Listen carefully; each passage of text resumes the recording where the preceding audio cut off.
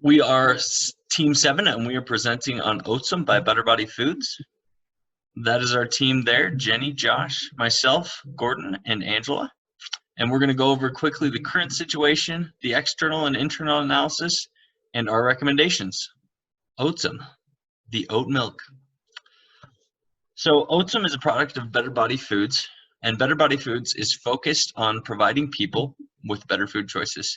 You may know them from PB Fit and some of the other things that are listed, as well as their recent oat milk, Oatsome. And it competes in the emerging oat milk market. All right. We first want to talk about the dairy alternatives external analysis. The key thing here for positive takeaways is that the dairy alternatives market is increasing dramatically. And while almond milk is the leader, oat milk is the fastest growing. The benefits that people are looking for in the dairy alternatives are just the health benefits. The problem, or the key negatives here, is that the dairy alternatives is increasing at a slower rate than the dairy market is decreasing. The other problem is it's not a very difficult market to enter, and the dairy alternatives are currently more expensive than regular milk.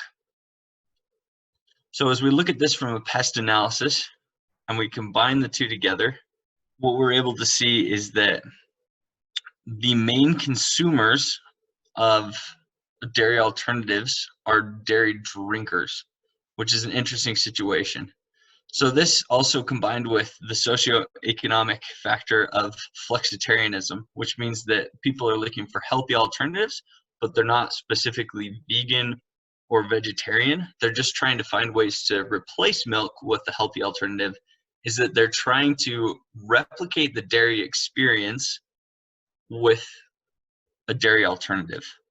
So the problem is in an economic downturn, these consumers can quickly return to dairy. And it also means that because the overall dairy market is decreasing, the market that we're going after won't be as big as the dairy market in the end. So now as we look at this from the oat milks market, the rivalry looks average, as well as the threat of new entrants actually being a big problem because of the ease to get in there. Co-packers are the main use to get into the market, and so that's also a very easy way to exit the market because you don't have any of the massive overhead. The issue that you have to overcome is brand recognition, which is something that Oatly itself has to overcome. As a buyer, for the buyers for the oat market, it's really good for them and bad for us because of the mass number of oat milks on the market. The suppliers, interestingly enough, have overproduced on oats recently, so the prices for oats is positive for us. The one other thing that's a really big positive is the complement of coffee and how well oat milk pairs with coffee. And then the last thing is we pair this with the pest analysis. What we're able to see here is that it's the same thing again. The dairy drinkers are the core consumer, and the other benefit that oat milk has over other dairy alternatives is the fact that it has a longer shelf life, and so that might offset some of the economic issues. The other benefit that oat milk has a little better in this pest analysis is the fact that oat milk is the best tasting by consumer preference over any other dairy alternative. So that's something that's very good for oat milk. So after that external analysis, we're going to look at the internal analysis. To start our internal analysis, we performed a series of interviews with current employees at Oatsome and those who knew the inner workings of the company, and identified 4 current resources or capabilities that might potentially lead to a sustained competitive advantage.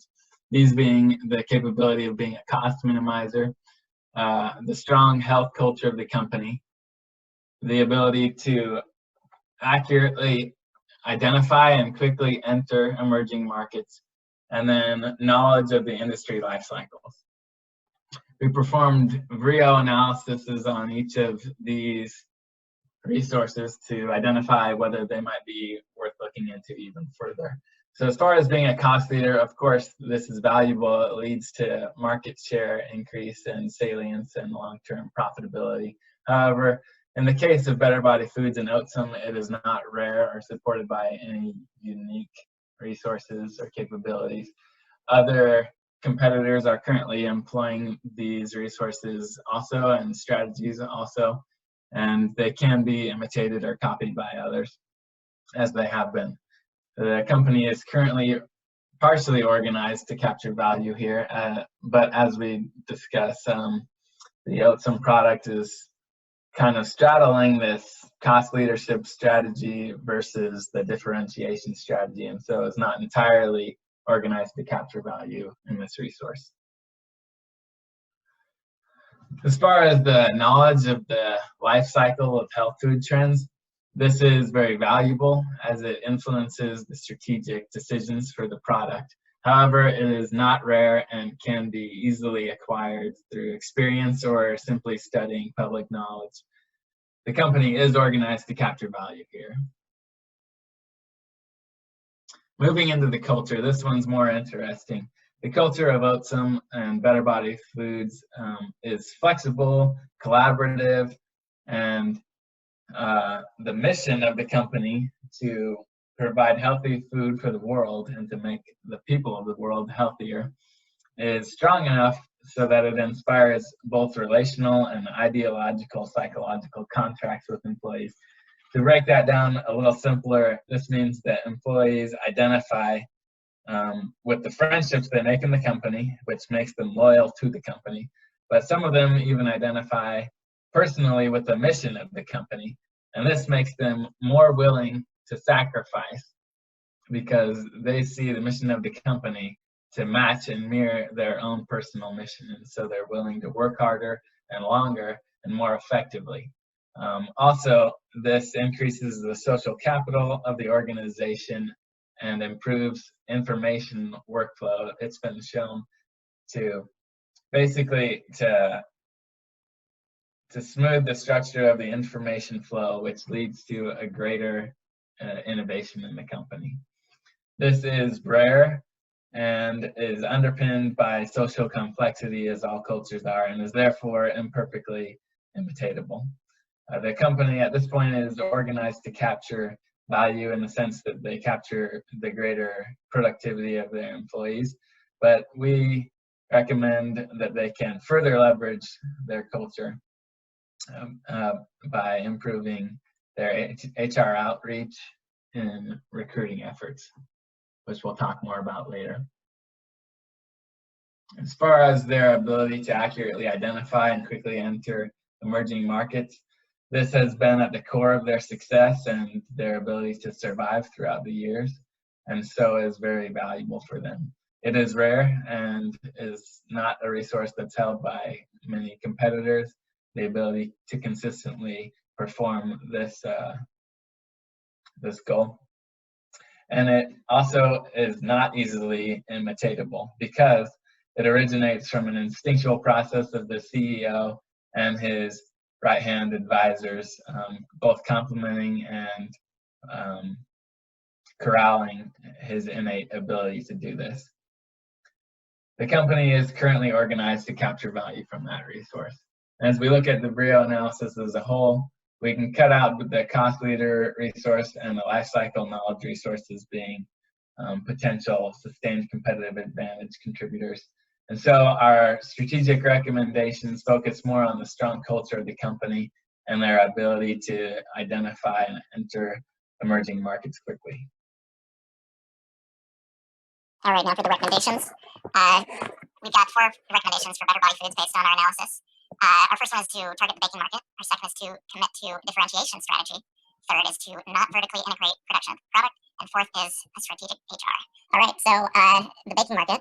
So Better Body Foods over the last few years has developed a shelf set in the baking aisle with a lot of different chain grocery stores that they call blending is the new baking, where they essentially put smoothie ingredients such as chia seeds and superfood blends and vegan protein powders into a shelf set in the baking aisle. So the premise for this is sort of that the modern consumer prefers quick, convenient nutrition that can be found in blending smoothies rather than the time-consuming art of baking. because a lot of people are more pressed for time. Hence, blending is the new baking, or blending is replacing baking in a way. And Oatsome would fit perfect in this shelf set of the blending is the new baking, because it actually fits both the blending smoothies side of it as well as the baking for people who are still baking. So it would really be a perfect fit for the baking market, the baking aisle in the grocery store, based on that existing relationship that Better Body Foods has with grocery stores. And so, in addition to that, based on our analysis, Oatsome is really a differentiated product in that it has a lot of advanced health certifications. It's certified USDA organic. It's non-GMO. It has the kosher certification. And out of all the competitors, none of them have more than one of these. So it's clearly differentiated in its quality. It's much higher quality than the competition. And as such, there is not a pressure for it to be price competitive with the average competition, given that Oatsome is a tier above any of the competitors as far as quality and certification goes. So again, no pressure to be a price leader at all. And in fact, price leadership on such a premium product could end up cheapening the image and sort of just removing any advantage that the product gets from having these advanced certifications. We have this other suggestion of do not vertically integrate the manufacturing. And this is based on industry analysis of the process of how most companies are getting into the oat milk industry, as well as manufacturing. So obviously it would cost a lot of money to get into it. We've got some pros and cons of vertical integration. So first of all, its control is the big pro. You've got much more control over timing of the product delivery, over all the volumes of production, as well as cost. You're likely to have lower variable cost, which is expected with the vertical integration. However, there are some pretty big cons. So the first one is an increase in sunk cost. When you vertically integrate, you're going to buy a lot of machinery to produce the oat milk, and that's definitely not going to be cheap. The setup cost is going to be also very expensive. You're also going to lose flexibility. Say Oatsome doesn't pan out for Better Body Foods, and they want to withdraw from the market. Now they have millions of dollars in machinery that they're going to have to write off or somehow get rid of. They also lose a lot of flexibility in the dairy alternatives market. If they want to pivot to oat yogurt or oat ice cream, they could have difficulty in that this production equipment may not work congruently, or may not be compatible with the additional equipment that's required to do those other product line extensions. So overall, pros and cons. At this point in time, the cons outweigh the pros. So at least for the near term, it would be advisable not to vertically integrate this product line. And as far as strategic HR goes, our recommendation sort of comes from the Peter Drucker quote, "Culture eats strategy for breakfast." Right now, Better Body Foods has a great culture. Like Gordon pointed out, it's very flexible. It's entrepreneurial. A lot of people really believe in the company and put forth extra effort and productivity and zeal in making these products successful. And that's an intangible that is hard to replicate and is fairly delicate. So based on this, we think that implementing strategic HR initiatives to protect the culture of Better Body Foods would be an important step. And this would include things such as like making sure there are no talent gaps, making sure when turnover happens, the replacement isn't a bad fit, or when growth happens, the new employee isn't a bad fit. Because as the company grows larger and more complex, bad fits, especially culturally, but as well as talent-wise, become much more disruptive to the company as a whole. So it's much more important as the company grows that the new employees are fitting well. So this can be done with passive recruitment, which is basically reaching out and creating relationships with potential recruits who are currently at other companies, rather than waiting for basically people who are out of work to apply for openings. So having a much more active role of HR in recruiting would improve the quality of new hires and thus protect the culture of the company. With the deployment star model, we've got strategy, structure, process, rewards. We want to make sure there's a synergy of strategy between sales and marketing teams. They're both operating off of the differentiation strategy, and neither one are trying to push cost leadership in either e-commerce or in retail chains. We've got to make sure with the structure, the teams understand their role in rolling out these strategic initiatives. The data is fluidly exchanged between the different teams of the company. That any new staff is a good culture fit, and that when people are being successful and putting forth good work, that they're adequately compensated for their efforts. So that kind of wraps up our presentation. Obviously, we think that these are good recommendations, that if Better Body Foods and the brand Oatsome initiate these strategic initiatives, that they'll find a lot of good success. Thanks for listening. Please comment in Slack if you have any questions, comments, or thoughts based on these strategies in this presentation. Thank you.